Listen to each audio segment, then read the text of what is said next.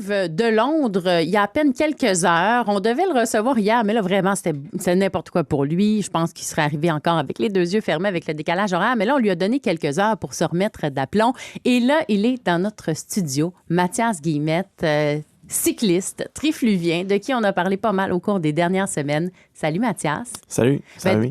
Ça va très bien, mais j'ai envie de te dire, toi, moi, ma petite vie était bien ordinaire au cours des dernières semaines. Mais toi, quel beau passage à l'Union cycliste internationale dans cette compétition de la Ligue des champions. La vie a changé complètement là, pour toi. Ben, c'est sûr que pendant un mois, c'était vraiment différent, mais je dirais pas que la vie a changé maintenant. C'est plus... Tu le sens pas? Pas vraiment, non. C'était plus un trip d'un mois en Europe. Puis là, on est revenu à la normale. Mais t'es partout depuis cette compétition-là. T'as été sur tous les réseaux. Moi, je prenais mon petit café de fin de semaine tranquille dans mon salon. J'ouvre RDI, on parle de Mathias Guillemette. J'ouvre ma presse. On dit l'inconnu qui s'est invité dans le top 5. Puis là, je me dis, j'ai peine à y croire. Je me pince. Je me dis, mon Dieu, peut-être que tu vois pas ça, mais nous, de l'extérieur, on se dit, on le connaît, nous, Mathias. On lui parle, ça fait déjà un bon moment. Et là, on dirait que tout le monde te connaît. Ouais, ben, je pense que c'est un peu le passage normal d'un athlète vers le plus haut niveau, mais comme je disais tantôt, on s'en rend pas vraiment compte qu'on est dedans, en fait. Surtout que ça a été une compétition quand même qui s'est échelonnée sur plusieurs semaines, dans plusieurs lieux aussi différents, ce qui demandait de voyager d'un lieu à l'autre. Hein. Tu as fait pas mal de tours, tout ça. Puis à travers ça, il fallait faire des performances quand même intéressantes. Donc, on disait, tu t'es invité dans le top 5. Au final, là, dans le classement général, tu as fini au 5e rang. La dernière fin de semaine a été un petit peu plus difficile, si j'ai bien compris, pour les résultats à tout le moins. Ouais, surtout la dernière journée. Je veux dire, l'avant-dernière journée, j'étais encore dans le mix. J'étais pas très loin de la deuxième place. Un peu plus de la première, mais on était tous pas mal plus loin de la première place. Donc, est-ce que pour toi, ça voulait dire des déceptions? Parce que puisque tu avais eu cet espoir-là de finir dans le top 3 jusqu'à presque la fin, est-ce que tu as vécu une déception ou tu es serein là-dedans? Pas vraiment, non. J'étais assez content d'avoir une 5e place assurée. Il n'y avait aucune chance que je perde ma 5e place. Peu importe ce qui arrivait la dernière journée. Donc, j'étais assez content d'avoir aucune pression puis juste pouvoir courir la journée. Ouais. Ce qu'il y a de particulier aussi en lisant ce que ceux qui connaissent pas mal plus le cyclisme que moi disaient, c'est que tu es capable de performer autant dans les courses qui demandent de la performance ou du sprint que dans les courses qui demandent de l'endurance. Moi, de l'extérieur, je me dis c'est extraordinaire ça d'avoir cette capacité-là de faire les deux. Tu fais beaucoup de vélo sur piste en ce moment. Est-ce qu'éventuellement, tu penses transférer peut-être vers le vélo sur route, un peu comme ce que fait Hugo Hull?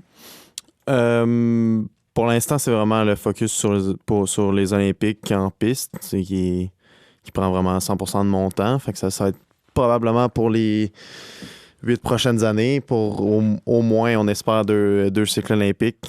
Puis après ou pendant, peut-être, mais je ne veux pas spéculer pour le moment. Mais c'est ça ton rêve. Le prochain rêve là, qui est à ta portée, ce sont les Olympiques.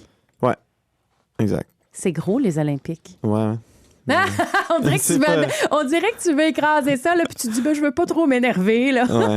Mais non, c'est le plus dur. Le plus dur, c'est de se qualifier pour les Olympiques.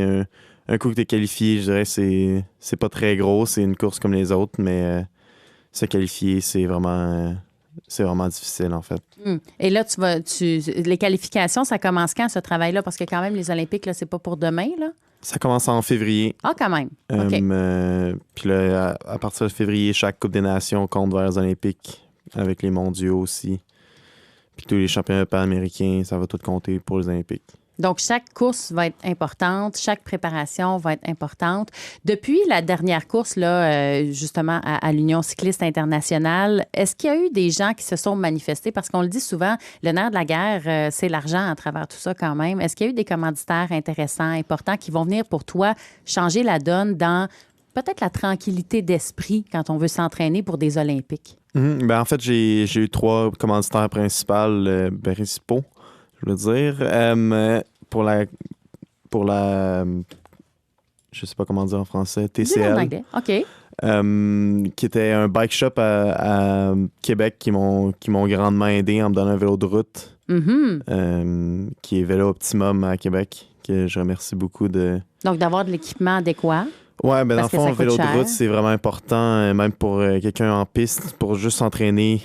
On s'entraîne toute l'année sur notre vélo de route, puis c'est sûr qu'après quelques années, le vélo, il tire la patte un peu, puis il faut en acheter un nouveau, puis tout le monde qui a déjà acheté un vélo de route sait que Ça coûte cher. ça coûte assez cher. Un vélo de route de l'année, ouais. Fait que- Absolument. Ben, on est bien content quand quelqu'un nous l'offre. C'est ça Ouais. qu'on retient, OK? Il y a le- Sinon, tu disais, il y en avait 2 autres. Ouais, il y a le CNCB, qui est le nouveau vélodrome à Bromont, qui me soutiennent beaucoup, en fait, qui me donne l'accès à une des meilleures Pistes pour te pistes pratiquer. pour pratiquer au Québec. Donc, Puis le troisième. le troisième, c'est mon équipe sur piste qui me donnait juste financièrement pour la TCL, qui me donnait un peu d'argent juste pour pouvoir payer mes dépenses, mais ça l'aide beaucoup, en fait. Donc là, tout ce support-là est très précieux pour toi.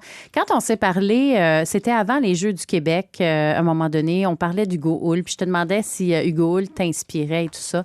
Est-ce que depuis tout ça, tu as eu l'occasion d'échanger avec lui? Est-ce qu'il y a eu quelque chose qui est né là, de...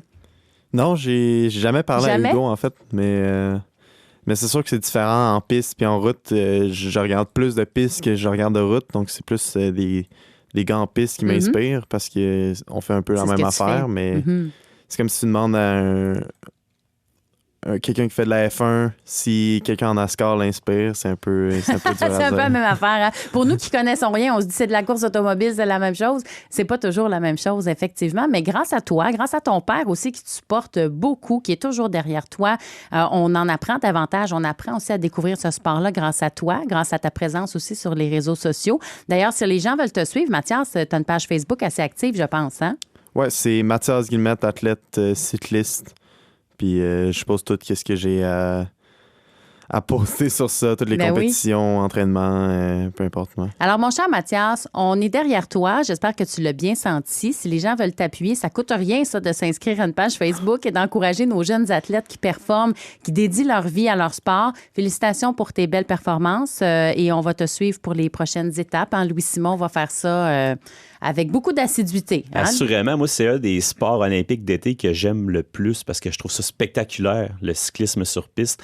Je vous avoue bien candidement que le cyclisme sur route, là, je le regarde à petite dose, surtout parce que c'est souvent des beaux paysages, entre autres le Tour de France. Quand c'est Hugo, on Mais le en regarde piste, toujours. Oui, c'est ça. Mais en piste, Ouais. on oublie le paysage. L'action se passe vraiment. Ouais, c'est autre chose. Oui, c'est ça. Dans le vélodrome, c'est assez impressionnant. Alors, Louis-Simon qui va te suivre avec, évidemment, assiduité. Puis nous, on va avoir le résultat de tout ça. Et tu es toujours bienvenu dans ce studio, mon cher Mathias. Ici, c'est chez toi. Ben, merci beaucoup. À bientôt. À bientôt.